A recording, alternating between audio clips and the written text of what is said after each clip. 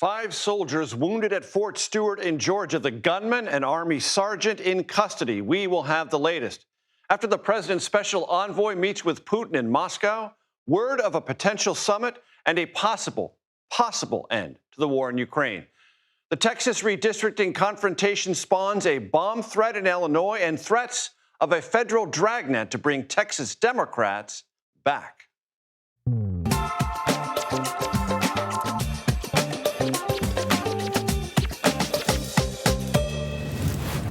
Hello, everyone. I'm Major Garrett in Washington. Let me welcome you to the Takeout. A U.S. soldier shot 5 fellow soldiers at Fort Stewart in Georgia this morning. President Trump's special envoy met with the Russian President, Vladimir Putin, and subsequent calls with the Ukrainian president and European officials offered a glimmer of potential peace. Victims of Jeffrey Epstein and Ghislaine Maxwell raised their voices even louder against their crimes and any moves toward clemency for Maxwell. And there is a large and important move at the federal government level away from research into mRNA vaccines. We will have information on all of those stories. But first, we start in Georgia with our Skylar Henry on the shooting at Fort Stewart. Skylar, thank you for being with us. Catch us up. I know there was just a briefing moments ago on the latest we have learned. Good news here, Major. All of those who were shot are expected to be okay. That is according to Brigadier General John Lubis, who is the commander here at Fort Stewart. He gave us a bit of a timeline in terms of what happened here just before 11 o'clock today. That's when officials say that the suspected gunman, 28-year-old Cornelius Radford, opened fire here on base.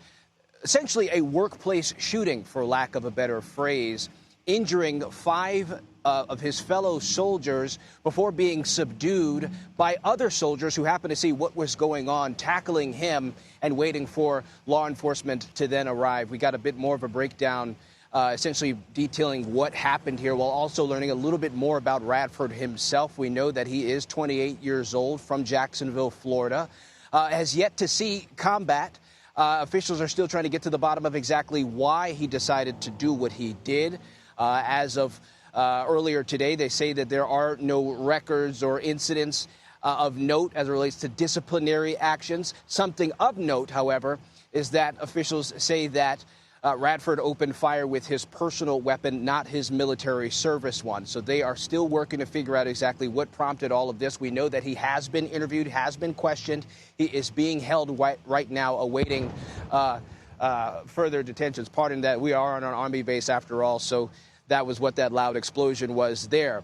As for those who were taken to nearby hospitals, we know that 3 of them required surgical intervention. They were taken to trauma hospitals. The other 2 were taken to another hospital nearby in this area. Keep in mind, we're about 45 minutes away from Savannah. And so, you know, we are still learning a little bit more as this is all continuing to develop. More good news here. Those who are here, they say that it is all clear. Folks are safe in this community as well. A little bit of background about Fort Stewart: 288,000 acres, more than 10,000 soldiers, families, and others live on this base. And so we are continuing to learn a little bit more as this situation continues to develop.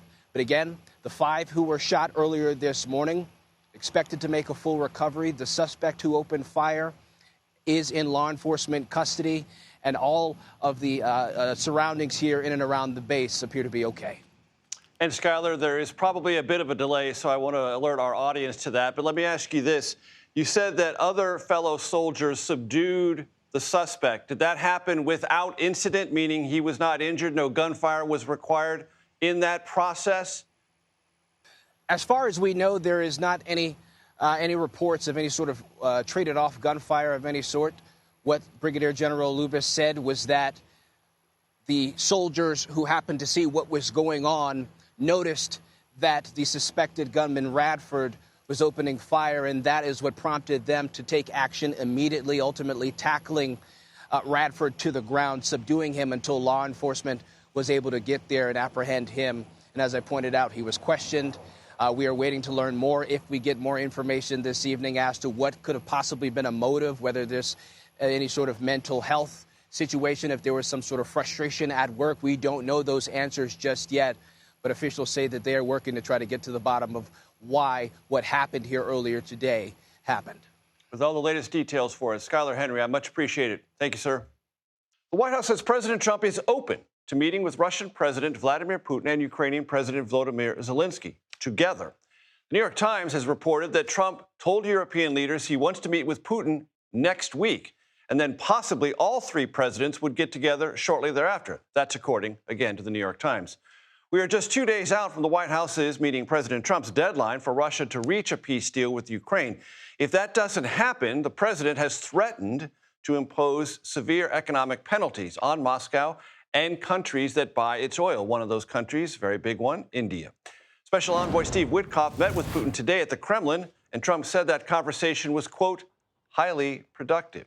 Weijia Jiang joins me now here at the family table. So glad to have you, and thank you for sitting in for me yesterday. I appreciate it very much. It's always my pleasure, Major. Weijia, what can you tell us about what we learned today? This feels like it might have some momentum beneath it. Well, the White House says there was, quote, great progress made in that meeting between Witkoff and Putin. And to your point, the timing is not accidental. They only have 2 days before the deadline comes, which is tomorrow, that Trump imposed for Putin to do something. And we've been reporting that for weeks now, he's been increasingly frustrated with Putin, to the point where he said, you know what, I don't even want to talk to him anymore because it's clear that he doesn't want to do anything to end this conflict. So the fact that now Trump and the White House are saying, wait a minute, it looks like there's progress being made, that is significant. But it also could give them cover, Major, if the president does not want to actually implement those sanctions that you just brought up, because we're talking about India. We're talking about China, Brazil. These are the countries that buy Russian oil. These are countries that are trying to secure a trade deal with the U.S. that the U.S. also very much wants. And so that is an additional complicated layer.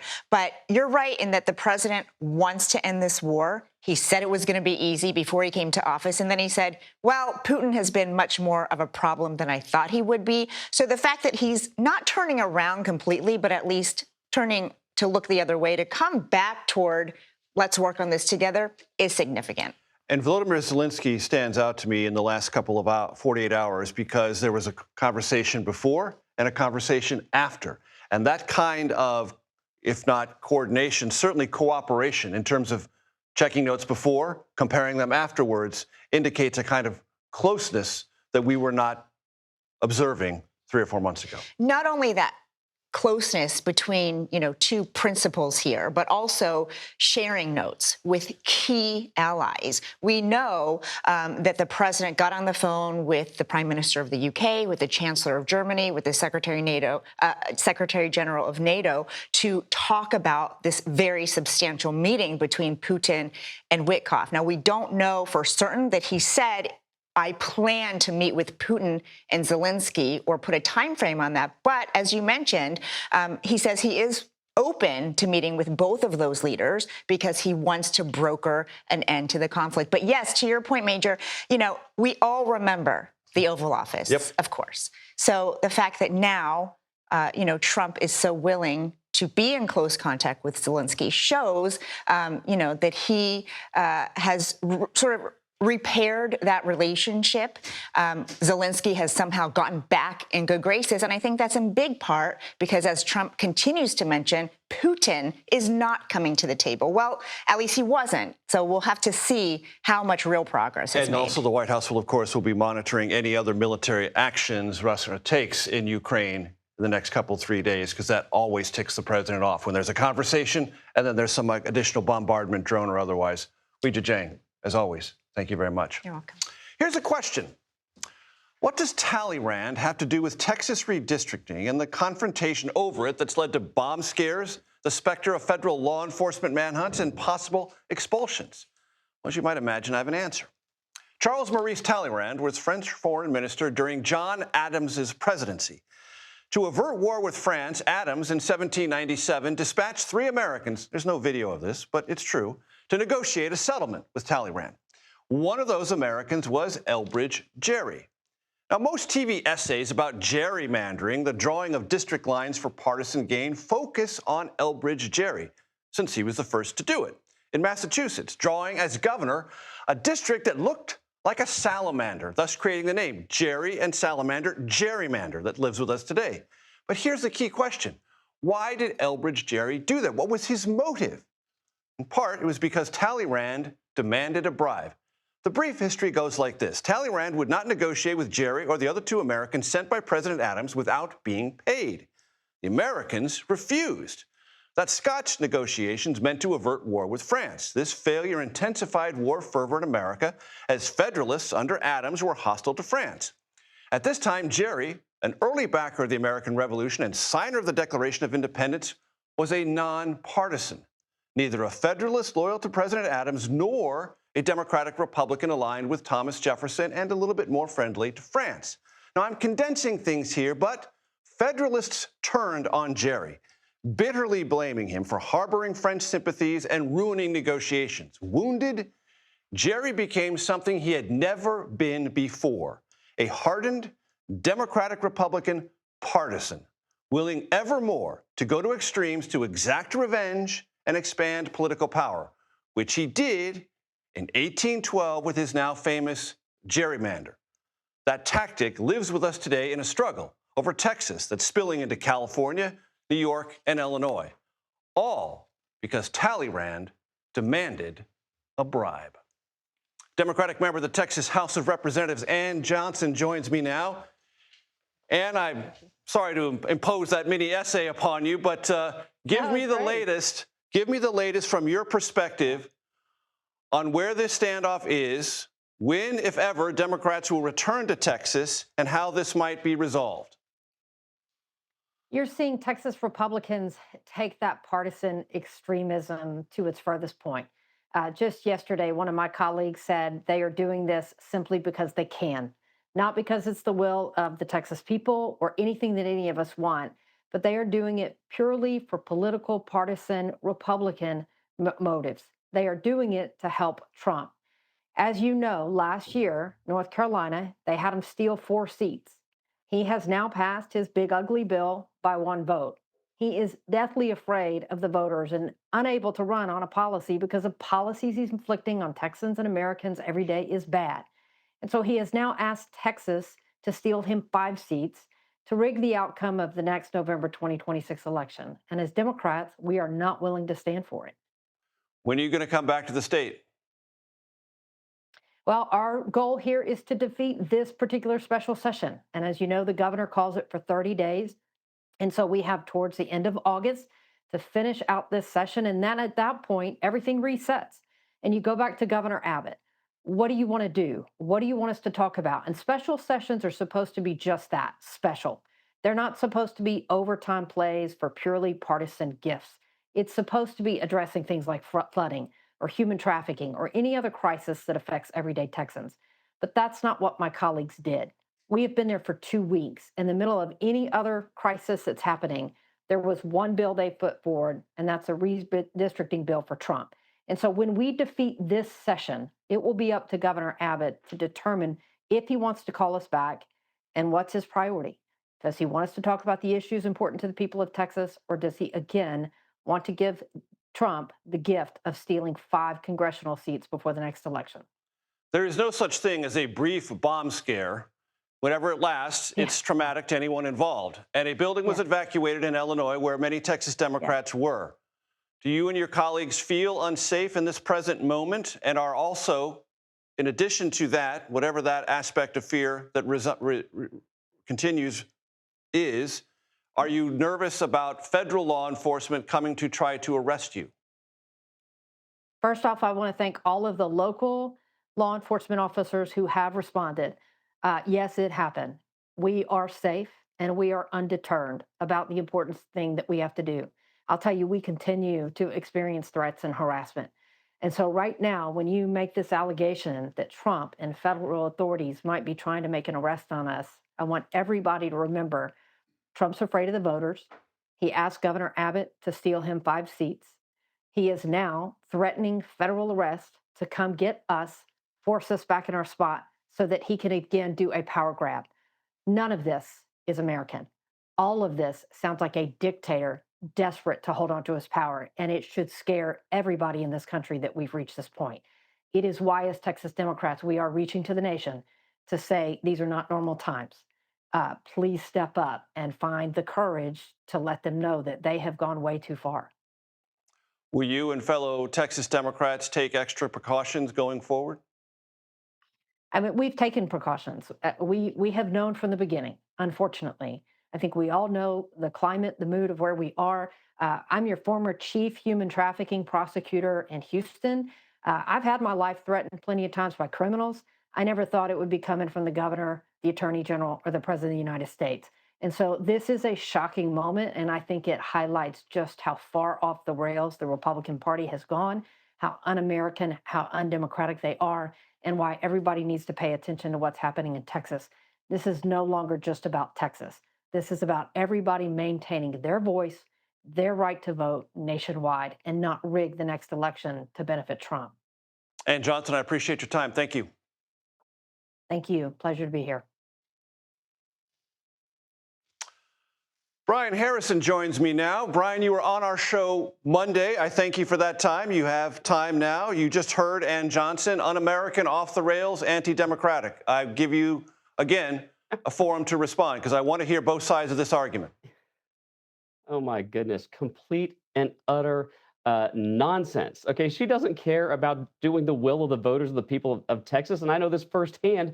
There's nothing perhaps more unpopular in Texas than COVID vaccine mandates, okay? And she's one of the biggest pushers of COVID vaccine mandates to this day in the state of Texas, and in fact, been partly successful in all of the efforts to thwart our the desires to ban COVID vaccine mandates for students. So no, the idea that she cares about doing the will of the voters of Texas is farcical. This is absolutely in the best interest of the state of Texas. It's what my voters want. It's what voters across the state of Texas want.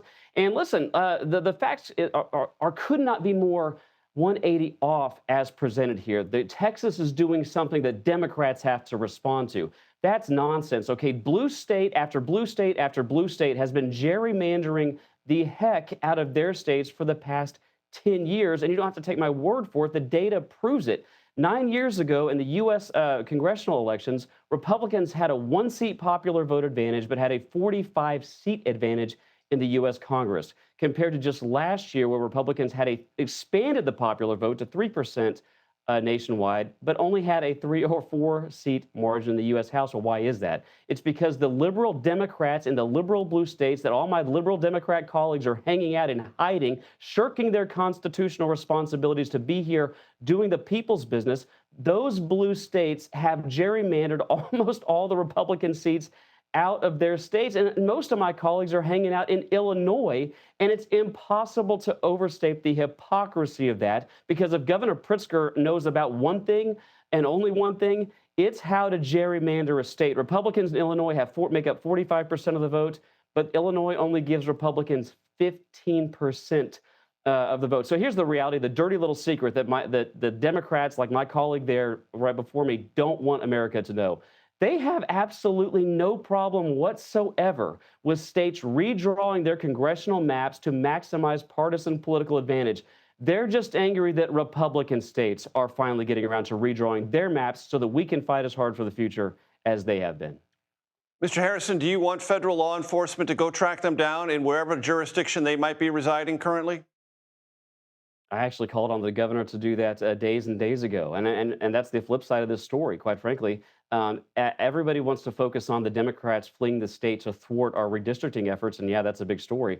But I think what's equally as big of a story is how much of an abject failure this is on the part of the elected Republican leadership in the state of Texas that could have done two things. If we had truly bold Republican leadership here in Texas, number one, our so-called Republican Speaker of the Texas House, by the way, who my colleague Ann Johnson, a radical leftist extremist socialist Democrat, voted for. The Democrats elected our so-called Republican Speaker, and as part of payback, he released the Democrats last Wednesday when we had the maps in the system. We had the Democrats here. We had a quorum, and he released the Democrats to get a head start on their quorum break. So number one, if we had bolder Republican leadership in Texas, this quorum break never would have happened. And number two, if we had bolder, real Republican leadership in Texas, this quorum break would have been ended because swift and severe punishment would have been meted out to these Democrats. Not one Democrat has been stripped of their seniority, their committee assignments, their budgets, their staff. Hell, we haven't even taken away their parking spots yet. So no,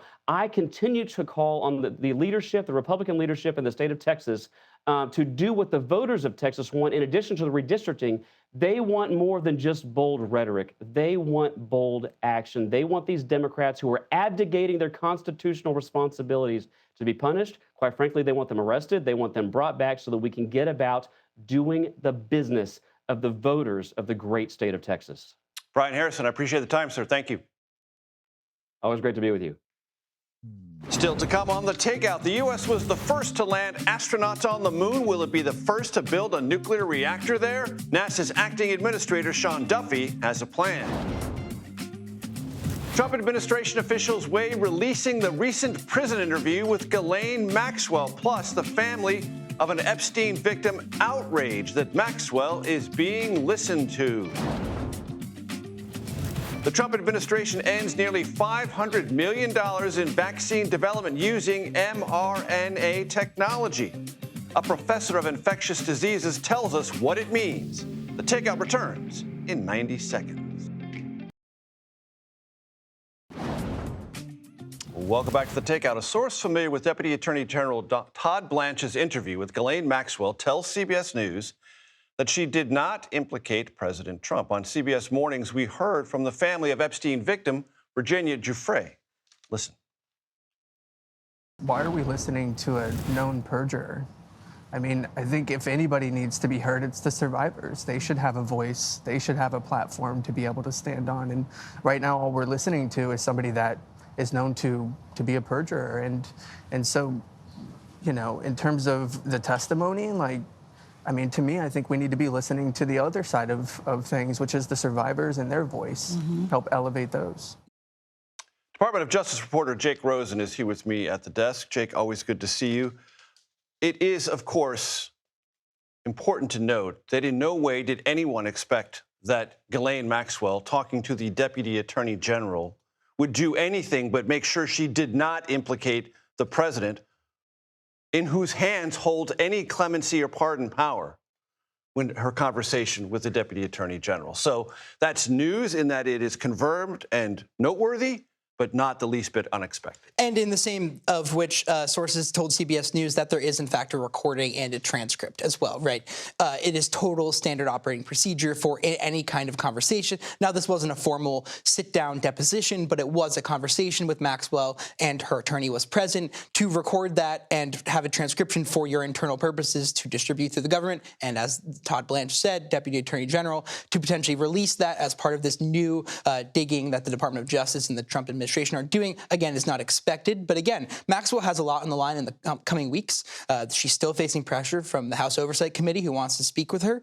Her attorney did not rule out a pardon. President Trump has not ruled out any kind of relief, as the Department of Justice is really searching for new information they can provide. And in court filings this week, contrary to what they've said, it doesn't seem like these grand jury transcripts or a number of the other court documents that could potentially come out necessarily would reveal anything new. So while there's a lot of talk about what is going on, if and when some of this information does become public, we'll have to parse through to see what. But the Justice Department admitted most of this is in the public record of what is sealed.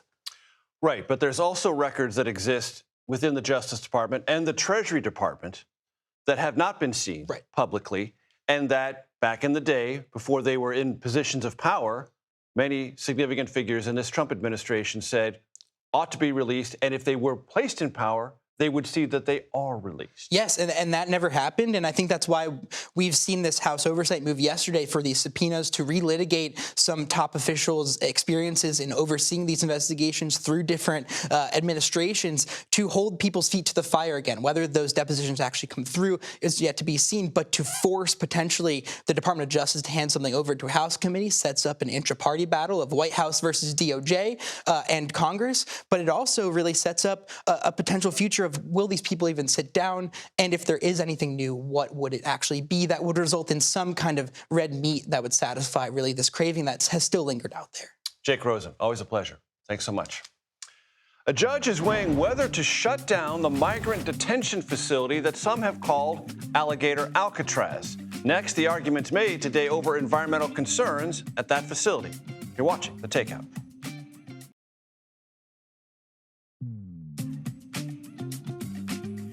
Welcome back to The Takeout. I thank you for staying with us. Here is a look at what else we and now you are watching this evening. President Trump and Apple CEO Tim Cook announced a new $100 billion commitment by Apple for more manufacturing in the United States. This increases Apple's investment to $600 billion over the next 4 years. The other $500 billion had been previously announced. All this is expected to bring more of the tech giant's supply chain to the United States. Today, a federal judge heard arguments over whether the Florida Immigrant Center, dubbed by the administration and many Republicans in Florida Alligator Alcatraz, violates environmental laws. Environmental groups who brought the case assert the facility was built without required impact studies. If successful, Alligator Alcatraz, as it has been called, would be forced to be closed. Our Homeland Security correspondent, Nicole Skanga, has been following this for CBS News all day. Nicole, always great to have you. Catch us up. Yeah, major environmental groups are asking a judge to essentially shut down this facility, at least temporarily. They've documented— Shut it down. Shut it down. They have documented 20 acres of new asphalt, a new runway that the federal government, in conjunction with Florida, built on this protected marshland, industrial lighting that's visible 15 miles away that they say hurts nocturnal species. But really what lawyers are arguing here are that this is illegal, that the government nixed the mandatory ecological assessments of what the impact was going to be before they actually constructed on this facility, that they're not in compliance with state and federal law, including the National Endangered Species Act, the National Environmental Policy Act. Now, Florida says no environmental harm done. And by the way, this was a state facility before it was a federal facility, so not all of these laws apply to us. But part of the reason the Trump administration chose to build Alligator Alcatraz in the first place is because some of its marshy, swamp-like conditions, what it might not have realized is it's also the habitat for several endangered species, including the Florida panther, Major, and there are only 200 left. And there seems to be a fundamental disconnect about what has or hasn't been constructed for this. Tom Homan, if I read the transcripts correctly, was talking to reporters at the White House today and said, we haven't added any asphalt or anything at all. It's just the same thing as we found it. But if I heard you correctly just now, things were added. Yeah, there was asphalt that was added in addition to tents, trailers. There's concerns about diesel spills, trucks coming in and out, sewage spills, as they sort of expand the capabilities of this facility. Beyond that, there is a separate court case, we talked about it a little bit earlier this week, to establish whether or not you can even have a state-run immigration center in the first place. Because as we know, immigration enforcement is a federal responsibility. And so tomorrow is the deadline by which a federal judge said, listen, Florida, ICE, we need to see the agreement that you guys have come to and know who the migrants who are housed at this facility, whose custody they're in, to start to get to the bottom of that legal question. That deadline, Major, is tomorrow. And very quickly, Nicole, and I'm not sure this is knowable, do we know how many migrants are currently in this facility? We know a ballpark figure. It's in the hundreds, Major. We also know that over 100 have been since deported. We're still waiting on the Department of Homeland Security for information on where those migrants were deported to. Nicole Skanga, as always, brilliant stuff. Thank you. I Thank appreciate you. it. Trump administration is pulling $500 million worth of funding from mRNA vaccine development. A health expert will join me next right here to assess. You're watching The Takeout. Welcome back. As noted before we went to break, the Trump administration is canceling nearly $500 million of vaccine development projects using mRNA technology. That's messenger RNA technology. This is how Health and Human Services Secretary Robert F. Kennedy Jr. explained the decision. Most of these shots are for flu or COVID, but as the pandemic showed us, mRNA vaccines don't perform well against viruses that infect the upper respiratory tract. mRNA technology poses more risk than benefits for these respiratory viruses. Kennedy also said his department will be replacing mRNA programs with, quote, safer, broader vaccine strategies. Dr. William Schaffner joins me now. He's a professor of infectious diseases at Vanderbilt University. Doctor, it's great to have you with us. Thank you for your time. Can you evaluate what the HHS secretary said, that mRNA vaccines don't perform well against respiratory viruses and that they pose more risks than offer benefits? Well, Major, it's really very clear that not only our own Food and Drug Administration, but similar organizations in all the major countries of the world The Canadians, the British, the French, the German, all the Scandinavian countries, the Australians, and the New Zealanders all have decided, looking at all the data, that the mRNA COVID vaccines have been very, very successful.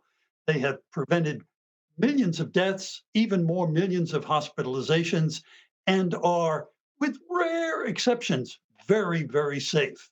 So I think it's disappointing that in the federal and private combined research activities that we have, that this stimulus money to look for more targets for mRNA vaccines, including cancer prevention, is now going to be curtailed, unfortunately. Yeah, Doctor, dig a little bit more deeper into that over the horizon perspective, meaning these are developmental ideas, dollars for future things, not to reimagine the mRNA vaccine we use for COVID, but to try to find if that technology is applicable elsewhere. What could be lost?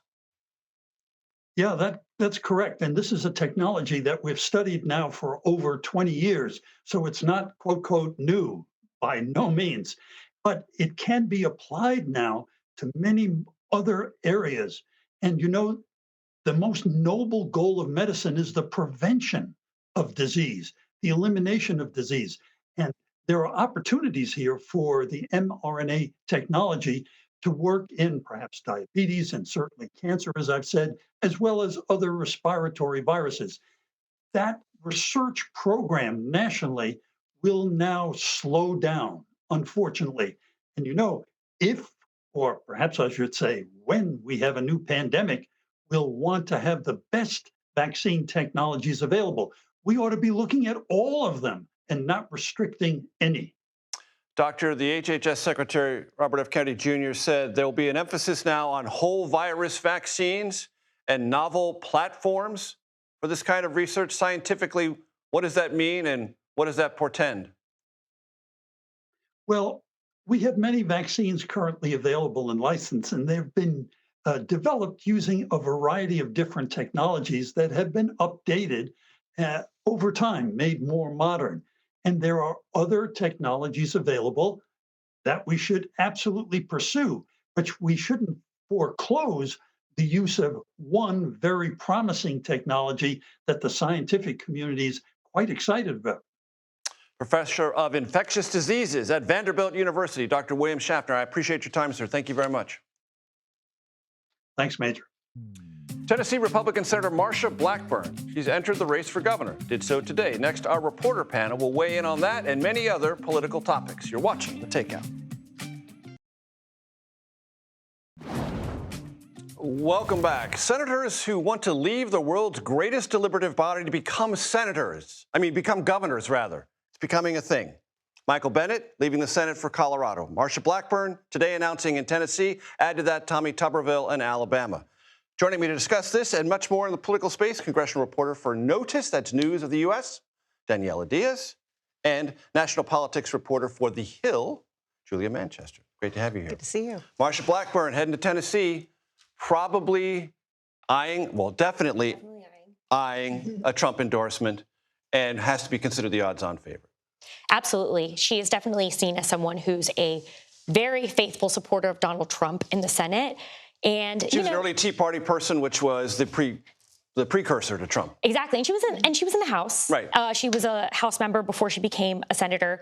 And it does look likely that she will earn his endorsement. To me, though, Major, I think it's just very interesting, as you noted in this intro, that it seems like there's a lot of senators eyeing the exits for state positions because the Senate seems to not be the best place to be working lately, and they think maybe being the top official in their state could be a better position for them, considering what this year has looked like. And Julia, both Tommy Tuberville, Republican in Alabama, and now Marsha Blackburn said it's important as President Trump devolves power to the states to have MAGA governors push that forward. So they're seeing, well, I've done my work in D.C. Now the power is shifting back to my state, and I want to be there as a MAGA representative as governor. Absolutely. And you're also seeing this take place in the House. You have Congresswoman Nancy Mace, who is running for South Carolina governor. You have Byron Donalds, congressman from Florida, running for Florida governor. Saying much the same thing. Very much. It's particularly Byron Donalds, someone who got the Trump endorsement before he even jumped into that race. A lot of questions as to whether he'll face a challenge from Florida First Lady Casey DeSantis. We'll see. But Nancy Mace, that'll be an interesting race to watch because that's a crowded Republican primary in South Carolina. Right now, it seems like it's between her as well as the attorney general in that state. Also, a number of state lawmakers.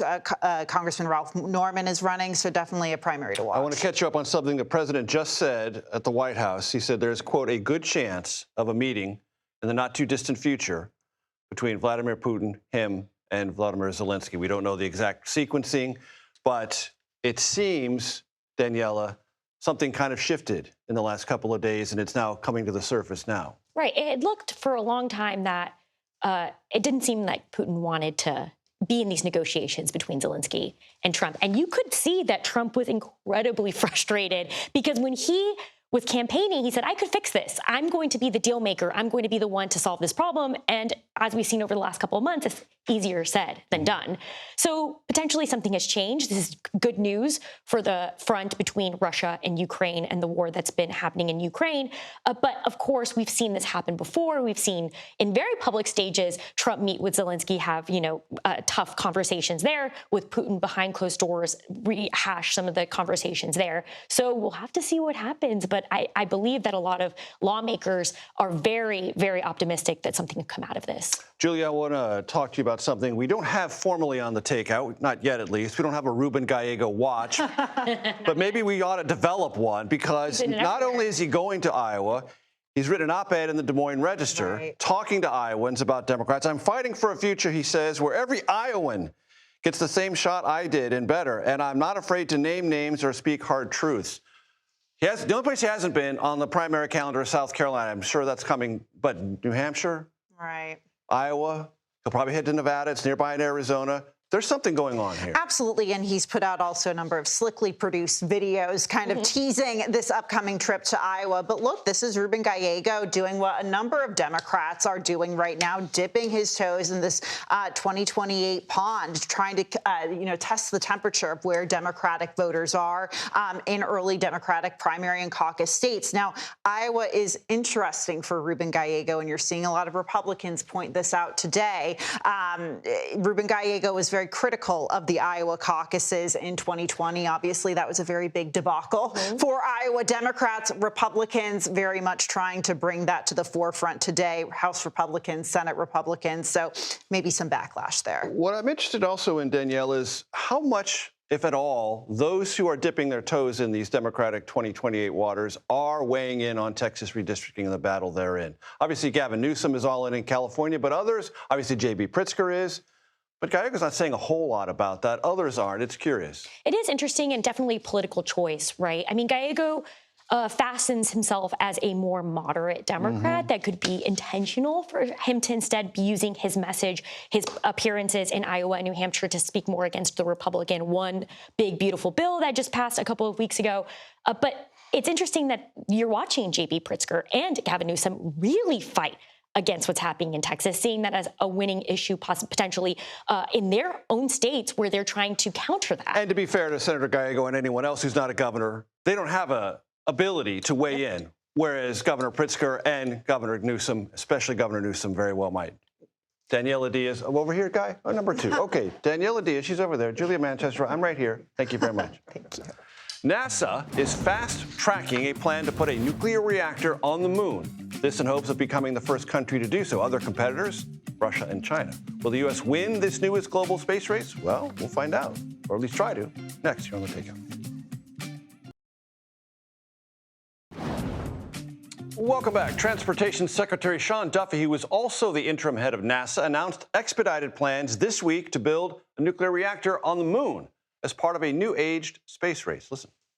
We're in a race to the moon, in a race with China to the moon. And to have a base on the moon, we need energy. We've spent hundreds of $millions studying, can we do it? We are now going to move beyond studying, and we have given direction to go, let's start to deploy our technology to move to actually make this a reality. Derek Pitts joins me now. He is the chief astronomer and planetarium director for the Franklin Institute. He is also a NASA Solar System ambassador. Derek, I'm so glad you're with me. I'm not a subject expert. You are, but what I've read says this is not science fiction. We can do this. Help my audience understand the how we would do it and the why it's necessary, or why it might be necessary. Well, the reason why it might be necessary is because if we're going to establish a base on the moon, he's right, we are going to need energy. And as it turns out, one of the prize locations on the moon is a region around the South Pole where the shadows in craters allows for large deposits of ice. And that ice, of course, hydrogen and oxygen combined, can be used to produce the oxygen that we need to survive there. It can be used to produce rocket fuels. It can be used to produce a number of different substances that will allow us to actually establish a successful base. So that's a prime location. But the actual idea of generating energy or having a strong energy source would be a nuclear energy source. Now, it's not going to be an easy thing to do because we first have to build a nuclear reactor that's of a size that can be transported to the moon. And we also have to figure out how to get it there and how to operate it on the surface. There were studies at the federal level for a 40-kilowatt reactor. It is now being described as something aspirational, 100 kilowatt. How much bigger, how much harder would that be?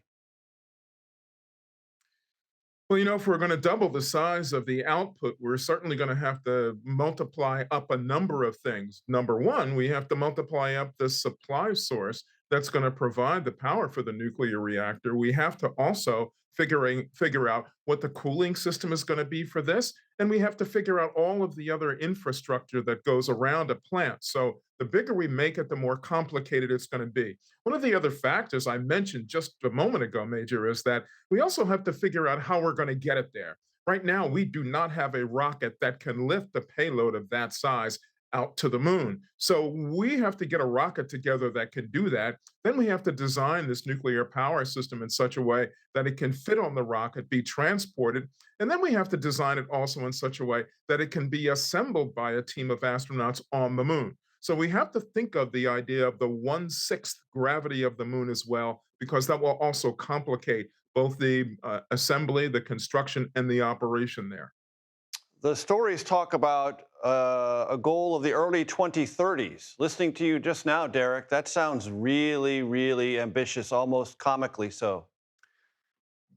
Well, you know what, Major, you're right. That's the word that I've been using all afternoon. Ambitious. We're talking about 5 years from now, 4.5 years from now, really, because we're halfway through 2025. So it's got to happen quick. Now, the way I'm thinking of this is, do we have crews in training for this yet? Not that I know of. Do we have a rocket system that can lift this object to the moon? I don't think so. Do we have any of the infrastructure already built on the moon to support this once it would get there? Not yet. So I'd say it really is an ambitious challenge to think that we could possibly do this by 2030. Remember, we first have to get humans back to the moon in any substantive form just to begin with. And supposedly that would happen by 27. So if we think we're going to put a nuclear reactor on the moon by 30, we have to work really quickly. And I thank you for your time. Derek Pitts, a pleasure. That's it for the Takeout today. Please stick around. Why? Well, the Daily Report. It starts right now.